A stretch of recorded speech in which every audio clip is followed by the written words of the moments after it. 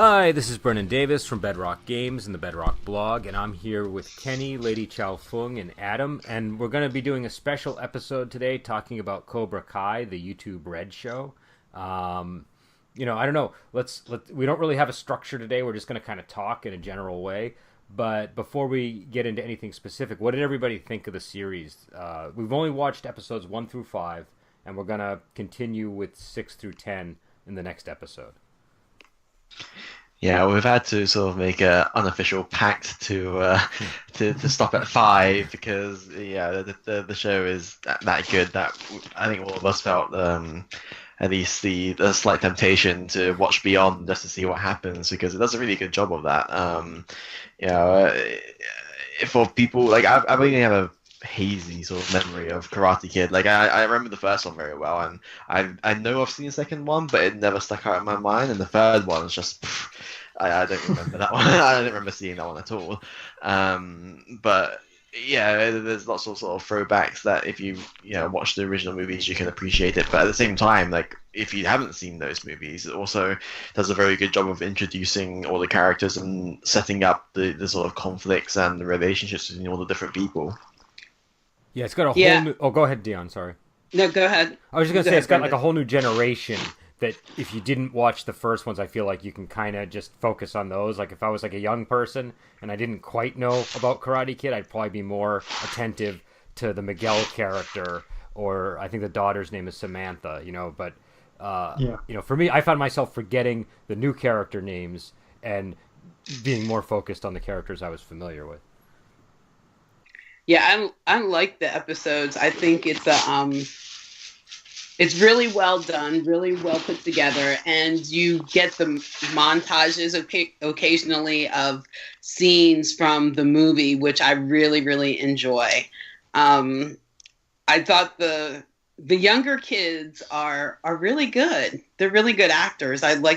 Would like to see them in more things after this. I really like them, but I think. Great storyline, great acting, and it's very emotional for me.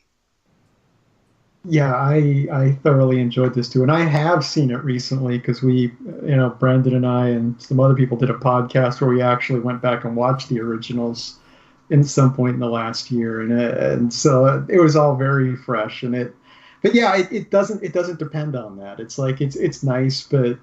I mean, it's like watching this without having seen any of the original movies. I guess would be like you don't really need to know Mr. Miyagi's backstory to watch Karate Kid, but yeah, this worked for me. It was, as the others have said, it's very tough to stop at 5. 5 felt to me like it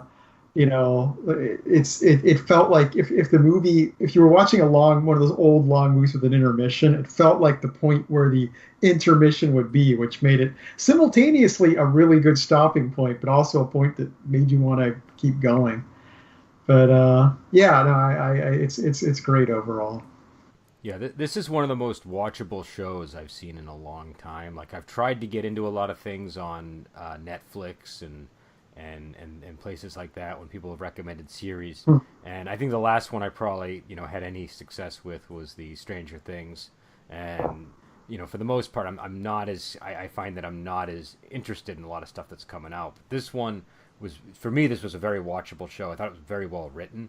I was surprised by how well written it was, and it's nostalgic, but it's nostalgia done in I think a good way. I think nostalgia can be done poorly or well, and so it gets just the right balance of getting, like, there are references to the original, but it's never there. I mean, there's a couple that are kind of cutesy. I'd say like the one point where I still enjoyed it anyway, but the point where Miguel's like washing the window, is like, is there any particular way you want me to wash this? It was like that.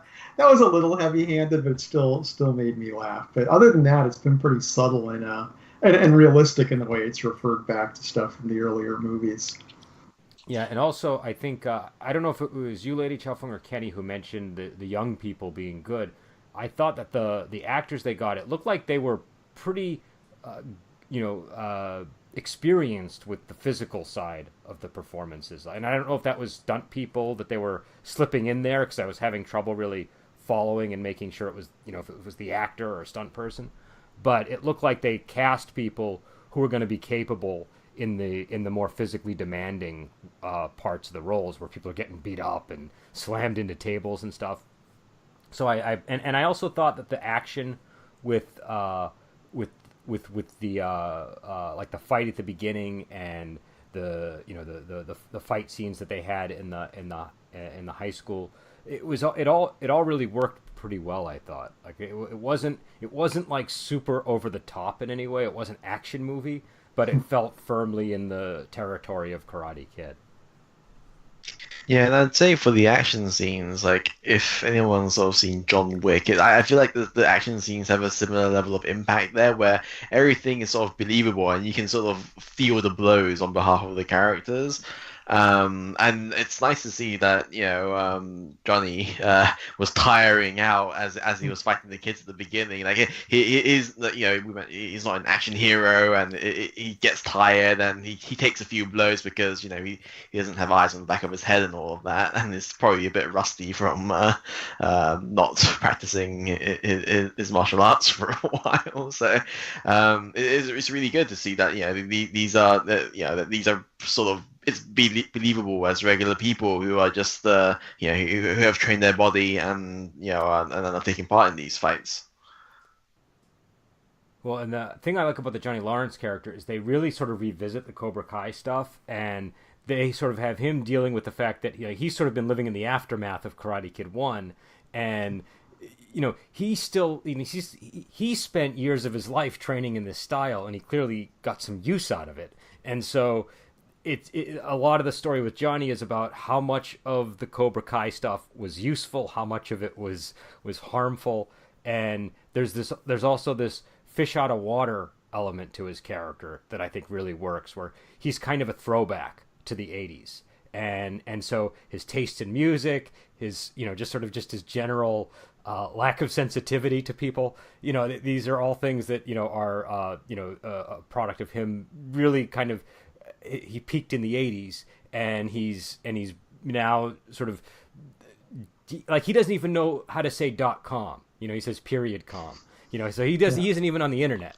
And I think that part of the story is really working. I mean, if they push it too far, it's going to get old. But I think they made one error in that, I think, which is like not a big deal, but it was just one thing that like kind of jumped out at me. Is like, no, it should be the other way around. Was when he went to pawn his stuff and he calls the Atari and a Nintendo. It's like, someone his age, I can say as someone from the 80s. Definitely know. There's two possibilities, because he's like a bit older than me. He would have like graduated in the first half of the 80s, and it's like so it's possible he wouldn't even know Nintendo, but he would know Atari. It's like I could see it realistically being done the other way around, where he saw someone playing some other kind of video game system, and he's like, hey, you guys are playing an Atari. It's like, if they wanted to go for the joke, they should have done it that way around. But I felt like, no, that's not working. So the one thing I was thinking about in that scene was, would Johnny Lawrence have spent much time on the Atari in the first place? Because he was like a karate jock. And so I didn't imagine him spending much time playing video games. Well, Atari was very popular at the time. I mean, he was kind of a rich kid. It's like he would have had an Atari. It's like, even if he didn't spend a lot of time on it, he would have owned one. And I was wondering, like, was the Atari something he bought to play with his son before the bailing out stuff happened? No, I think it was to his old stuff.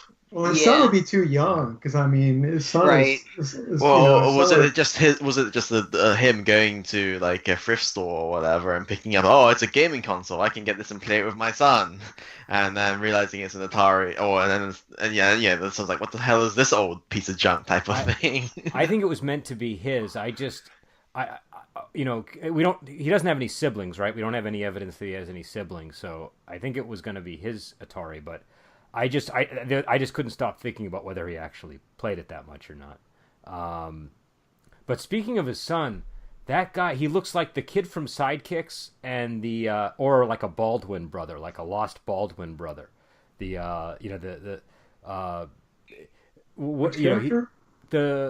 Johnny's son. Oh, Johnny Sun. Okay, okay. Doesn't he kind of have that look? Like you immediately hate him. You know what I mean? Like you. I was thinking he looked like the kid from Terminator 2. A Okay, little that's. bit. But, Have you ever yeah, seen? I mean, he does resemble him, but there is something hateful about him, definitely. Well, Very see, smug. I thought he reminded me of Ryder Strong from what's that TV show? It was one of my favorites. Hold on. Boy Meets World. And so he kind of gives me that flavor of him because I think he resembles him.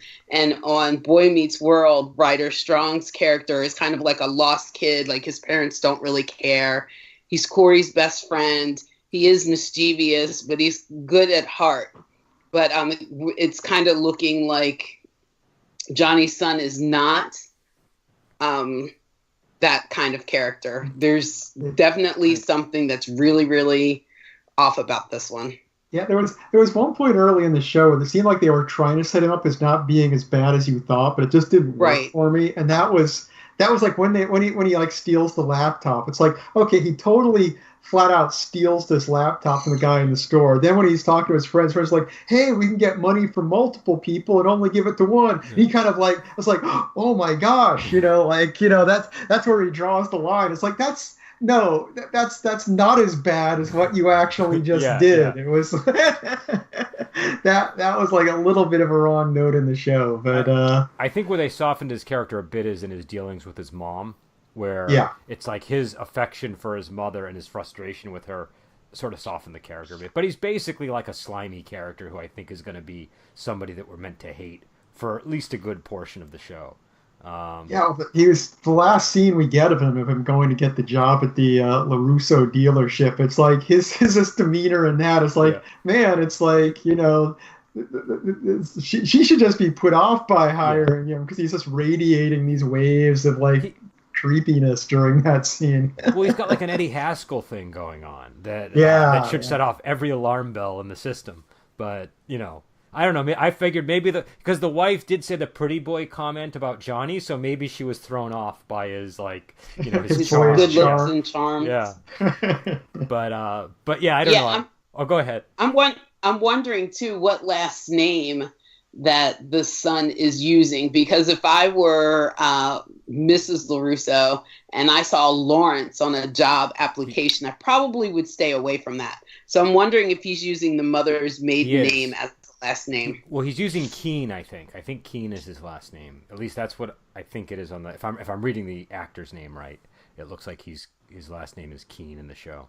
But yeah. Also, I was in the impression that was probably just a completely fabricated identity because he was like, we know he dropped out of school, but like he had, so I think he's just,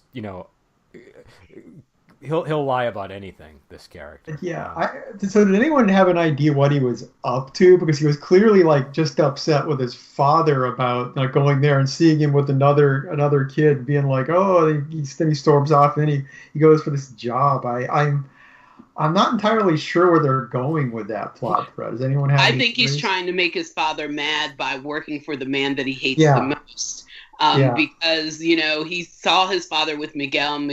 He's seeing Miguel as the person who's taken the affection that he should have had. So he's going to do anything to get back at his father, and the perfect way to do that is to go work for LaRusso. Yeah, and then he might be skeezy at LaRusso and do some stealing or something else or other while he's there too. Yeah, that's true. Because I mean, that was the thing. It's like at first I thought maybe he was doing it to piss his father off, but the fact he kind of gets that creepy kind of smile at the end, it felt like he had some evil plot against the LaRussos. So I'm like, what's his angle? It could go either way. So are you saying that he's going to try to get his father's attention by sabotaging the LaRusso company from inside and be and then telling around that I can do all this without you? Like, you're a loser. I managed to succeed at where you failed, so you can fuck right off. I think he's almost like the Terry Silver character from Part 3. He's like that. Like it's almost like that level of scheming. Like it's a step above Crease. Do you know what I mean? It just seems like he's maybe going into that territory here, but I don't know. I think I think he's just trying to make his dad mad right now. I think that's all he knows. I think that's about as far as he's thought about this. Well, I feel like we're sort of missing a piece of the puzzle here in what happened when he was young, and why did Johnny Lawrence just bugger off after, while he was still a child. Like, we don't know, like, we can see that there is a lot of resentment, but we don't know what the cause of it is. And I mean, yeah, sure, it's a bit lame to blame it on sort of abandonment issues, but yeah, if that's the reason why his character has turned out that way, then maybe there is definitely room for redemption there.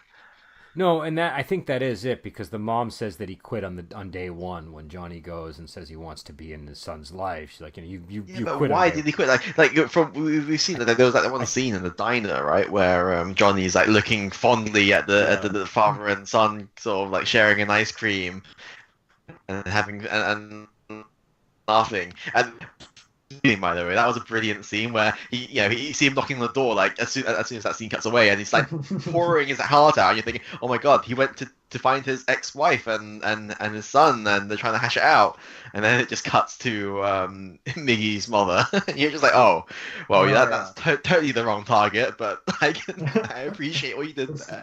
The sentiment is good, I guess. Yeah, I am wondering if we're going to get more information on that, because right now there is sort of this fog around exactly how much of a fall Johnny Lawrence had. Like, we know, I mean, he's a bit in shambles right now, but he's not like a horrible person. I mean, he's not like he's not the person that his son or his ex-wife seem to think he is. So we might be missing an important piece of the puzzle, or maybe there was just some really terrible miscommunication going on. I don't know. But it sounds like he basically, wasn't there when he was supposed to be, and that's the core of it. But the question is, why wasn't he there? Like, he seems like a guy who, like, yeah, sure, when we introduced to him, he's like an alcoholic and he's rude and brash, but he still seems like a decent person. I mean, he helped.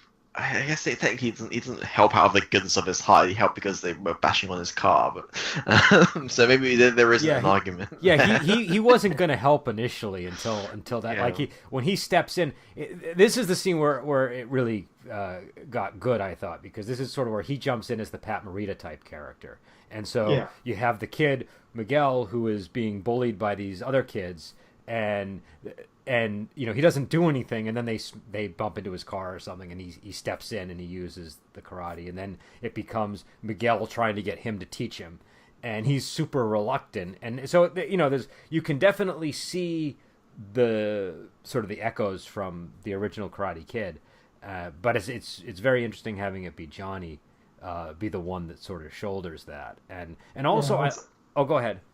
Okay, it's interesting because, like you say, he was not going to intervene in that fight until his car got involved. But you can kind of feel that he enjoys being the hero to an extent. There, it's like he gets a taste for it at that point, and it's like which kicks in when he watches Iron Eagle, I believe. Yeah, that was Iron Eagle. But it's like it all finally comes together for him. But I think he's really stuck in the 80s, and so he must. I think whatever happened with his family must be related to this inability to let go of the All Valley tournament. Yeah, I totally agree with that. I mean, I don't know about you guys, but I know at least one person from my high school days that was the big man on campus that really never went anywhere after that. So he keeps reliving the experience over and over again, and then they do get on this alcoholic kick and relationships don't work out because they are so stuck so far back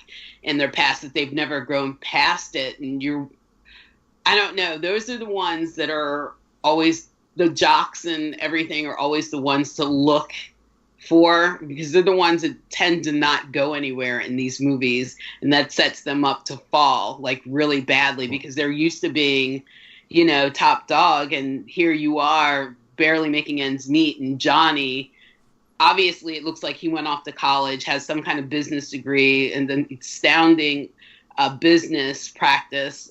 So he's doing wonderfully. And here's the guy that was in high school that was projected to be somebody, probably go professional in karate and tour all over the world, and doesn't do that and ends up just in this lowly apartment. So there's a lot of resentment there for his character, and he's completely stuck in his glory days. Well, and I also you guys call that peaking in high school, right? Yeah, we say he peaked in high school. That's what we'll say about something like that. I think that's kind of what happened with him. I mean, look at it this way: like, how difficult is he to approach, even just to say hello in the show? Imagine being married to that guy. Do you know what I mean? Yeah. Like, there must be constant quips and just sort of, you probably vents all of his frustrations on the people around him. So I do feel like we're being misled though, because it's acceptable as a reason. Like his loss to Danny was like, maybe caused his life to go downhill a little bit, but beyond that, like, what else has happened to him? It didn't seem serious enough to. But think of who his instructor was. It was Kreese, and Kreese is like this madman that had them all under his spell. And when he loses, Kreese like gets physical with him. So like you can only imagine like that. I think it was more than just like, a sport to Johnny. I think it was like almost like, I think Cobra Kai was at the level of a cult almost. And so I wonder if, I don't know. I mean, I kind of agree with you though. I think like they might be setting us up for revealing more information that'll add a greater degree of believability. And it's a matter of how far are we going to take this All Valley tournament thing being the big thing that really pushes him. And they even did mention like when Daniel was talking about his karate days to the advertisers, and the wife explained, she's like, you don't understand, like back in the day, karate was like football around here. And I was actually in that area at that time, and I do remember karate dojos and things like that being all over the place. So I think, I don't think it was quite like football, but it was a good in-setting explanation for why it would be taken so seriously.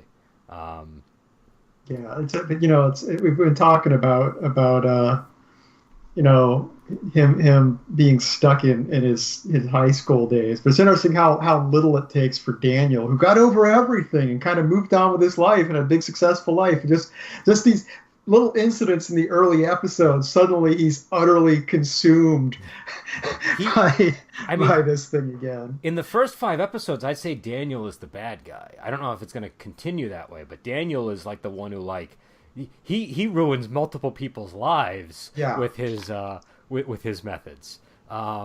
And he's so blinded by his hatred of Cobra Kai. He's the Terry Silver. That's what you're looking for there when he gets everyone's rent boosted. And he's bragging to his wife about it, and she's like, "Oh wait, didn't you think about all the people that?" Yeah. Well, he is a self-admitted like hothead though. He's probably mellowed over the years, but seeing Cobra Kai again, then it's a source of trauma for him, because honestly, like they bullied him, and from his point of view, the teachings of Cobra Kai are completely the opposite of what Pat Morita had taught. Mr. Miyagi had taught him as a spirit of karate. So he definitely won't be able to. Maybe for the next set of episodes, they'll be able to reconcile like the different philosophies in that the different approaches are required for different things in life, type of thing. But at this moment, it's just he's just completely like he just sees the philosophy of Cobra Kai as just being bullies, because striking first is not something that modern society advocates for, right? Well, I think what we're gonna see is Kreese was a madman, but he was teaching real karate, and so I think that that's like when you see Johnny, deal with the kids that are beating up Miguel, it's not like McDojo strip mall karate. He calls it old school karate, and so you have a sense of it being very practical and workable in the real world. And in some ways, the stuff that Daniel learned is less geared for that kind of action. Do you know what I mean? Like Daniel, you almost like I was saying this to Adam before, like earlier in the day we were on Skype, and I said to him that, you know, you get the sense with Daniel in all three of the Karate Kid movies that he kind of got lucky all three of those times. Like if any other day of the week he would have lost all those fights, you kind of feel, or he just got by the hair of, you know, just like narrowly defeated the opponent.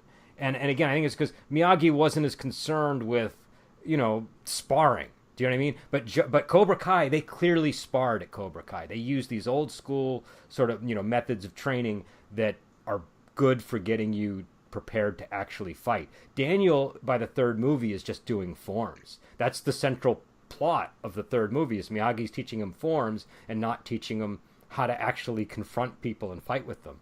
And so maybe, you know, in hindsight, maybe Miyagi's way wasn't 100% the best way. Maybe, you know, and I don't know if they're going to go this way, but I feel like, you know, there is something to be said for having sparring classes and having other students and not having it just be you and one old man that are, you know, training in really picturesque ways, but not, you know, like Daniel never really got many opportunities to fight with other opponents. Do you know what I mean? It was his all of his sparring was done in tournaments. Do you know what I mean? It was done in tournaments, or it was done with Pat Morita wearing like a mask and a vest to protect himself.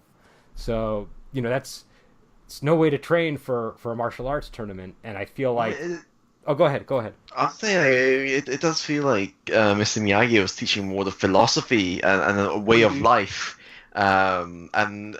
You know, and he probably recognized that, you know, Danny as a child was fairly weak-willed and lacking discipline, and you know, the way he taught him karate was, you know, helped get his life on track entirely, right? Because then he, you know, he trained, he gained more confidence, and I don't know, I can't remember the second and third movie, but I assume that sort of trend continues until, you know, it sort of culminates in him being the business person that he is today. Like he is like all finger guns with all the employees and like all smiles on TV advertisements, and it's like his face is plastered on billboards everywhere. Like he is clearly a more confident person than he compared to his high school days. That's a good point. I'm just making the point that it's really dangerous to prepare a student for tournaments or a life and death match in Okinawa without any sparring.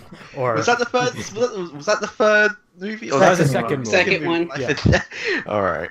But, it's. I don't know. On the other hand, I think Daniel always had a lot of confidence. I mean, when he shows up, it's like even before he gets his training and stuff, you know, he goes after, you know, the hot girl in school, and it's like he doesn't have any confidence issues. He gets beat up because he keeps sticking his neck cocky. out because he's got so much confidence. Like when I was that age, like most of the guys would have run away from her. They would have been too timid to even approach her. He just, you know, he was clearly didn't have this kind of an issue. And I think, it kind of surprised me rewatching the movie because I'm like, wow, he wasn't like some losery nerd guy. He's a fish out of water, but he becomes that over the course of the first three movies, I think. And I think that's the thing I like about him in this is they restore that original, like the grit from New Jersey is still there, like you know, exactly. He just feels a little bit more rough around the edges and kind of a jerk, which is how he was presented in the first movie, and I like that. Like when he meets Johnny, he's kind of an ass to him. Like you know, he's like he basically has been telling these guys that he kicked Johnny's butt, and then he you know is telling jokes at Johnny's expense, and Johnny's clearly uncomfortable. Like it clearly makes him, you know, these are not fond memories for him, and I think Daniel is smart enough to know that. So yeah, he keeps going. But yeah, I don't know. Like, where do you guys think this is going to go with their two characters? Like, what are they trying to do? Do you think? I think they're. Oh, you go ahead. I think there's going to be some kind of redeeming. I'm hoping that there's some kind of redeeming for Johnny Lawrence, that he isn't going to be a Kreese-like character throughout the whole thing, that maybe he'll be able to reconcile with his son. And I'm hoping that something will bring the two of them together like a bigger, more impressive foe, because right now I don't see anybody really as a bad guy in this or a villain. I see them just as jerks living their lives and continuing some kind of high school feud that just needs to die and go away, and someone needs to be the bigger person about it. But I really do think Johnny can be redeemed. Daniel, I think, is just being really overprotective of the area that he lives in. And like Kenny said, it's probably triggering some post-traumatic stress disorder or something, knowing that Cobra Kai is back, and he's just so obsessed that he's trying to make it his mission to get rid of it again. But I'm just hoping that somehow these two can come together and squash all this nonsense, and maybe some kind of bigger, badder foe will come into the picture to help them do that. Because I really don't think that they have to be enemies, because I think they both want to be good parents. Well, Johnny just now wants to be a good parent, but Daniel's always been. So I don't know. I think there's something that each of them can learn from the other. Well, and Daniel's kind of struggling with parenting right now because of the the issue with his daughter. But what did you guys think of Johnny's training methods in this movie? In this show? Actually, I want to answer the previous question before we move on about where we think it's going, because I think you kind of hit on it when you're talking about how, you know, it's like Miyagi had the whole philosophical side, that Kreese actually was really good at teaching practical sparring. Because I mean, we had in the last episode we watched, we have when Danny goes and visits the grave and he has that memory of Miyagi, that we have the scene, and the message there is balance. It's about balance, which I think comes to that. It's like, which I don't think Danny took the right message for it yet, because I think in his mind it's like, well, if there's a Cobra Kai, I need to oppose them with my own method. But I think Danny's on the wrong track now of thinking it's about opposition, when in fact it's like you both got useful things to provide, I think. But if it's a happy ending, that's probably where I see it going. Yeah, this show could go anywhere too, because it's such a like, it's like YouTube. I don't, you know, this is new territory. And it's an unusual concept for a show, and so I really don't have any clue if they're going to go where we're kind of expecting it should go, like where the foundations and the groundwork seem to be leading, or if they're going to give us like this giant curveball. You know, I really am excited to find out where they're heading. But yeah, that's I'm sort of hoping that, because and again, the show's called Cobra Kai. Do you know what I mean? The show is called Cobra Kai, and I feel like there's like, again, it's not like they're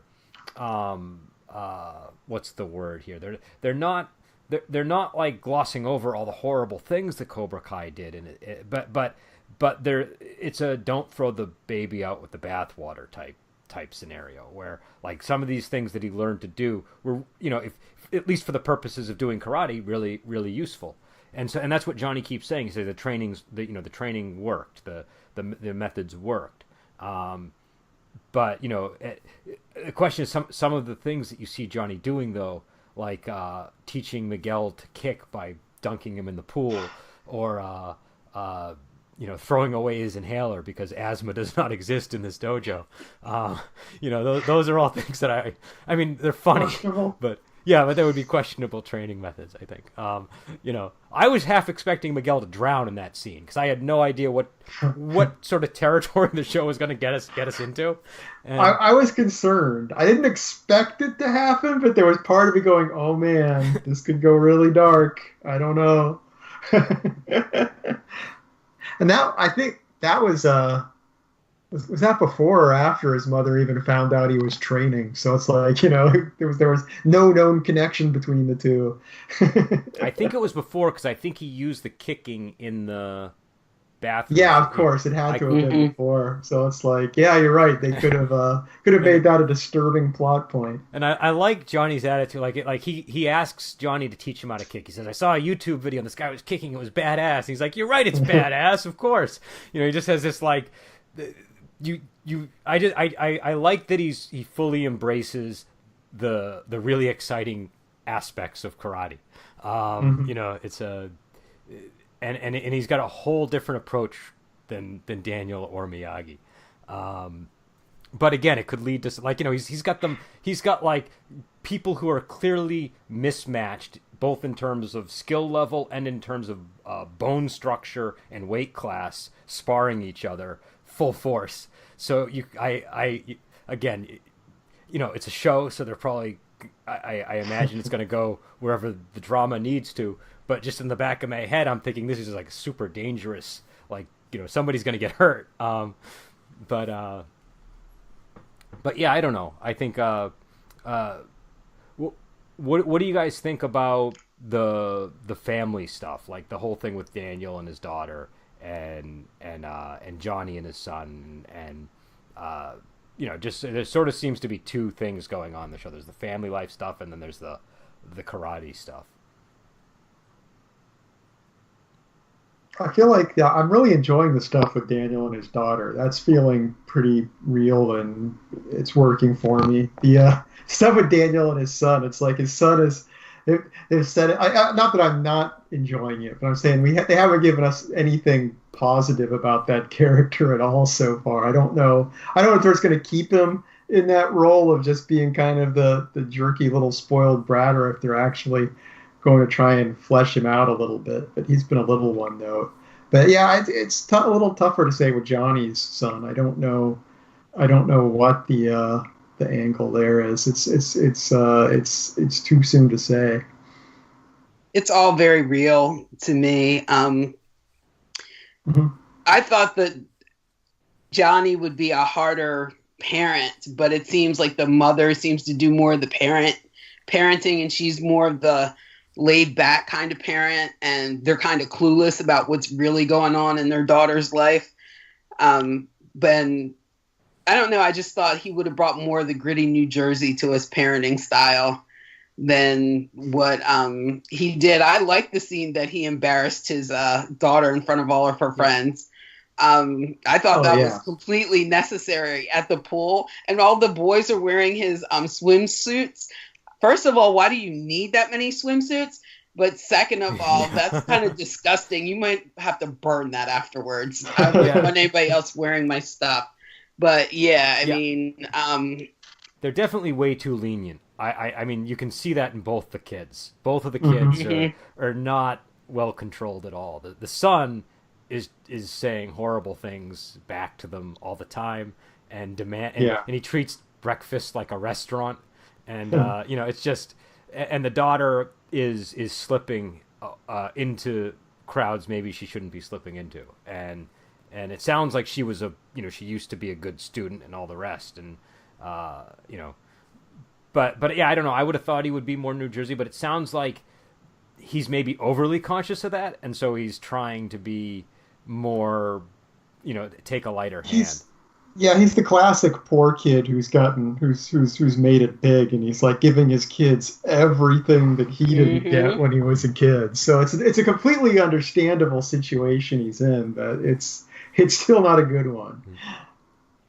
Yeah, I mean, all things considered, I don't think that he's a bad father or anything. No. Like he just doesn't quite understand like what he's doing. I mean,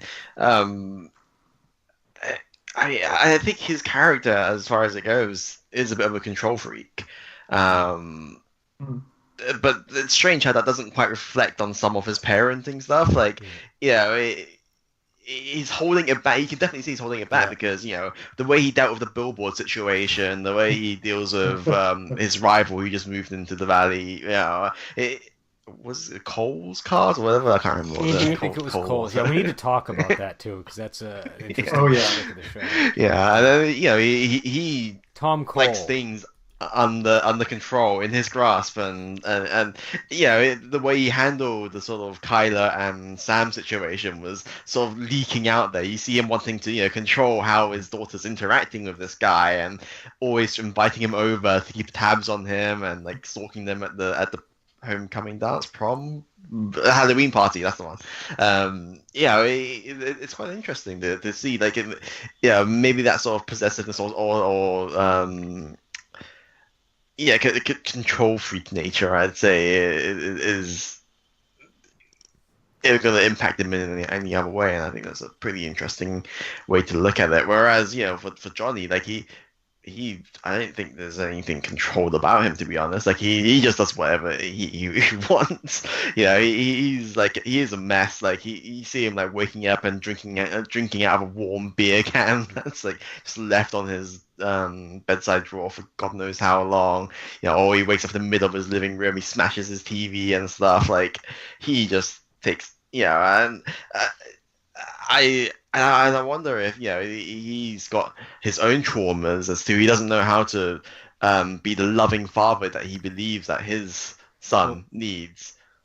Well, I think there's that Johnny Lawrence story that Patton Oswalt did, where he envisions who Johnny Lawrence's father was, and I feel like the Ed Asner character is like just ripped right out of that. Like Ed Asner is great in that role. Yeah. I think so. I feel like it's I feel like it's something they've obviously added after the fact as an explanation for Johnny, but it definitely kind of makes sense that he's got this really weird relationship with his dad, and also it kind of helps explain how Johnny is this rich kid, but how he, like he has this huge gulf between him and his father. Like because Johnny did always kind of feel like he felt like he was both a privileged character but not a privileged character at the same time. There's something about him that just seemed like he was, there was, I don't know, it just seemed like he was existing in both of those worlds. And that dad, go ahead. But the dad is his stepdad, so that's probably the dynamic. He stated that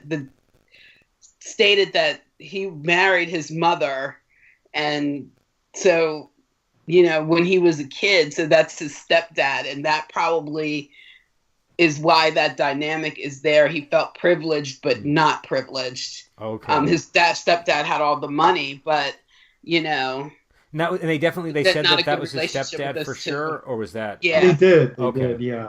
All right, I kind of liked it better thinking he was his real dad and he was just that terrible to him. But no, he said, he talks about his. And then he bought him out of his life by giving him the check. Okay, but yeah, I think it does explain a lot. And the Tom Cole situation. So Johnny ends up painting a penis on the billboard. This is something else about the show I like. They really are. It's not like gratuitous or anything like that, but they don't keep it like, when we came out, Karate Kid was made for like, I don't know, how old were we, like 10, 8, whatever. It was made for young people, and now those young people are grown up. So I feel like it's appropriate to have the language go up a notch a little bit, to have some of the humor go up a notch, and not have it continue to aim low like that at a young age group. And so you get the penis on the billboard, which infuriates Daniel, and then Tom Cole, ends up who's a rival car lot, in the area. He ends up sending them like a ridiculous number of sausages, and then Daniel goes to confront him. I think after he learns about a commercial spot that Tom Cole is going to air, where he sort of pokes fun at the bonsai tree, but also implies that Daniel isn't patriotic because he's got this foreign bonsai plant, I guess, and also using karate to advertise his. To taking Japanese culture instead of using good old-fashioned American culture and rifles and the Civil War or whatever it was. But yeah, I think it was the character of Tom Cole was, I thought he was perfectly cast for what they were trying to do. And I like that, he kind of does everything just a little bit different than Daniel. He gives people cactuses, and he has the boba tea machine, and I don't know, he just is he's just like a real jerk. He's just, he and Daniel ends up kicking the boba tea out of his hand. But it's funny because that scene was like a perfect mirror of when Danny was teasing Johnny. When I was about to say that. And it's surprising that Danny was the one who actually lost control and actually did like an act of violence, whereas Johnny managed to slink away there. Because here's where I think there's a difference. I think Johnny's a lot more confident in his karate abilities than Daniel. I think Daniel is probably wondering I think the reason Daniel's afraid is for the reasons I mentioned. Did he get lucky all those times? Because you don't feel like on every day of the week he would have beaten Johnny. And so I think that might be why Johnny knows what the outcome is going to be if he gets physical with Daniel, and Daniel is maybe less certain of the outcome. Because at one point Johnny does say, "Hey, I'm here. We can fight right now," and Daniel leaves, but I don't think it was for the same reason that Miyagi walked out in the earlier movies. I think it was more motivated out of a sense of fear of confronting Johnny, because just the physical way that they were carrying themselves in that scene, Johnny seemed like he was the one who would be winning that fight, and so I didn't get the impression that Daniel was walking away as a man of peace. I thought it was a little bit more complicated than that. Well, he was walking away to get his revenge anyway, so he was off to scheme and to pull his devious maneuvers. So he definitely wasn't in the man of peace position. And it's go ahead. No, just as a quick sort of question on that, something Adam mentioned earlier. So you mentioned something about him opening up that Danny opening up a rival dojo. Was that something that happened? No, I'm saying he doesn't open up a rival dojo, but he like sets up his practice area, his own little personal. It's not. He basically sets up his little training space there, and I got the impression that I don't know. This is me reading ahead, but I feel like he's preparing. I feel like he's preparing to train other people in his style as opposed to the Cobra Kai style. I felt like that's what he was doing at the very end of the fifth episode. I think what's going to happen is he's either going to end up training his daughter, or he's going to end up training Johnny's kid. But I feel like Daniel comes from like the Sith school of thought, where it's like one master and one student. And that's just, that's how it goes. Well, I think too that he was preparing himself, getting back into shape for an ultimate showdown with Johnny. First of all, second of all, I have a sneaking feeling that he's going to take a liking to Johnny's son, not knowing that it's his son, and they're going to develop a Miyagi-Danny relationship. This is all in my head. Danny relationship. I think the daughter really likes Miguel and might be spending time at Cobra Kai and might continue her training there, because he already started training her as a kid, and we saw her use it in the movie theater, and I thought that was pretty awesome. But I think she's going to end up spending time at Cobra Kai, so they're going to kind of switch kids in a way. I don't know, but that's all in my head. No, I had the same ideas bouncing around my head too. So we'll see. The show could be fooling with us. We'll find out. Yeah, I did. Go ahead. I was just say that because I was thinking him, unpackaging all his old karate stuff, and it was just sort of like a symbol of him trying to find his balance, because he shoved that part of himself sort of away and locked it all up, after he became a business person, and maybe now he's going to try and rediscover the philosophy that Mr. Miyagi had taught him, and he will be a person that's more calm and less rash about things and less quick to anger. Yeah, no, you very well could be right. I'm merely blindly speculating, but I have to say his wife's reaction, Amanda, I think her name is, when it's Amanda. It is okay, good. Her like happy reaction when he starts getting back into the karate thing. It's like, considering how out of whack he's been for the last few weeks, it's like you'd almost think she'd be concerned, like, oh man, this is a whole other stage he's going into here. Because what she said was like, she wanted the man that she married back, right? Sure. And I think part of maybe what drew her to him in the first place was his passion for karate and his more spiritual side. So. His peace and calmness. Oh, I know. You're probably right. It was just like a thought I had as I was watching it. Because, obviously she has that kind of history with him. But it just struck me as kind of funny. I did think that the bonsai tree on Miyagi's grave was like a very nice touch, by the way. Oh, I love that scene. It had me crying. I just bawled the rest of the episode once he pulled up I like that to the grave site. He brought the scissors with him and he trimmed it. That seemed like a cool way to handle the Miyagi grave site.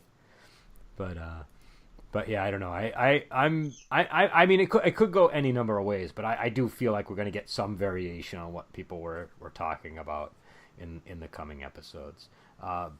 What do people feel about the Miguel character and about what's the daughter's name? Is it Samantha? Is that Yeah. Yeah, you know, I mean, So, I mean, I think she's well. It's interesting because she's been portrayed as sort of like a smart a person who studies a lot and and maybe she was a good girl type of character and you mentioned before about sort of seeing her fall in bad crowds, but I don't think she was intentionally trying to fall into bad crowds. She was just trying to make different friends, as it were, and it turns out that those friends were a bad influence, and she's been cut off from them, which is probably for the best. I mean, one of the girls was like purging, right? I mean, it's like I assume that means like a mild form of bulimia type thing where they just throw up after eating instead of controlling what they eat, and the whole Kyler crowd as well, and going, driving cars out and taking drugs, and crashing into other people's cars at the very beginning. When they rear-ended Johnny's. What car was that? I don't know anything about cars. Firebird. Pontiac Firebird. Pontiac Firebird. I recognize a distinct look, but I just had no idea what car. Yeah, my mother drove a Pontiac Firebird. So. And I think that is like the thing he values. That's like the one thing that he seems to really Yeah. care about. So when it gets smashed, that's I love the way they did that. By the way, they have the Pontiac get destroyed, and then he has to go to Danny's auto place, and it just kind of gets everything rolling really nicely. I thought it was kind of interesting too, because it's like it's like how responsible was he for that too? But like he kind of pulls into that gate. There's the gate closed. And he kind of pulls in like partly into the driveway. It's like how much of his car was just sticking out into the street there? He kind of just drunkenly kind of pulled in there. It's like, I mean, granted, anyone should be able to avoid a car in that position, but I was like, it didn't seem entirely blameless. Well, also the girl was on the phone, right? Didn't she say something about? Mm-hmm. Oh yeah, like I'm saying, there's definitely blame to go around, but yeah, there was a lot of driving contraventions there. Texting while driving, drinking and driving. Yeah, I think while driving as well. Johnny being the adult and being completely plastered in driving, and like I think he was drinking as he was driving, which is like the top level of drinking and driving. What was that? Yeah, and pouring it over himself as he was doing it. It was just all dribbling down his front. I mean, that's a whole level of drunk driving that just is, you do not care anymore. And and so I think he probably bears.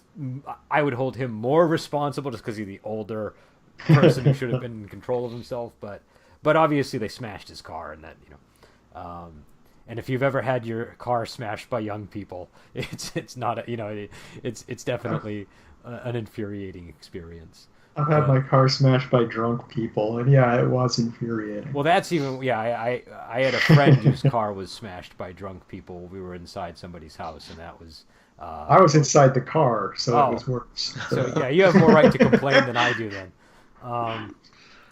But also, what was the daughter's friend's name? Because she was kind of an important character. Aisha, the heavy one. Yeah, she was important, and it looks like she's going to become a significant person at Cobra Kai because she joins with Miguel, and I kind of enjoyed their sparring match because I did that knee to the gut. That was amazing. Well, I like that they both went full throttle, and they both took punishment in the scene. Like he kicked her on the ground, and then she got up and she body slammed him, and she she dove with her knee into his chest.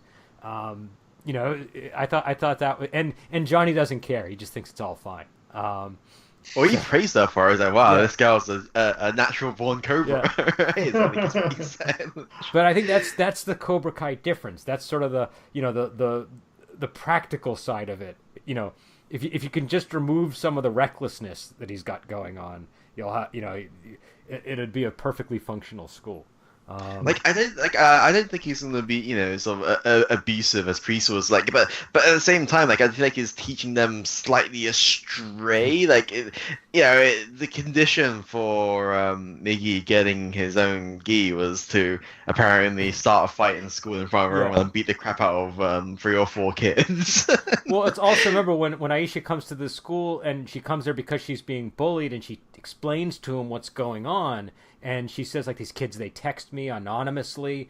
And he's, like, got this angry look on his face. But he's mad because the bullies are being cowards. You know, he calls them pussies. It's and not face-to-face anymore. It's all behind the scenes. Yeah. And, you know, it's all electronic. He's like, these pussies, they can't do things face-to-face. That's being a coward. And so I just love the direction of his disgust. And he's gonna, you know, and so you could also see things going in a not so great direction for her if he teaches her too aggressively, and but I don't know. Yeah, because she like, with proper training, she could, like, break most of the people who are bullying her. Right. Well, I think that's why a lot of it's anonymous. I mean, you know, these are the girls that are attacking her are not, they don't look very athletic or anything like that. So. Yeah. You know, and I think that the thing with the whole, you know, strike first, that's obviously probably not the best thing to drill into somebody's mind if they're learning something like karate. But what I imagine you might get if the show goes where it seems to be going is maybe there'll be an additional rule put above that. Do you know what I mean? Like, you know, if this, then you know what I mean? There might be a revision. Like, rule number 1, don't get into fights. Rule number 2, if you get into the fight, strike first. Yes, something like that. Like, it might be a little bit more of a moderate position, but still firmly Cobra Kai. But I don't know. We'll see. We'll see where it goes. But yeah, so I think we've gone on for an hour, so we should probably end it here, and then we'll hopefully we'll be back next week with the last 5 episodes of the show. And it apparently got renewed, so this is going to be. Yeah. So when you could probably tell, you know, at least for me, Lady Chow Fung and Adam, this was something that I think we all saw in the theater when the Karate Kid first came out. Yeah, right? sure. So there is that nostalgia at play. But yeah, so we'll be back on, and we will talk to you later.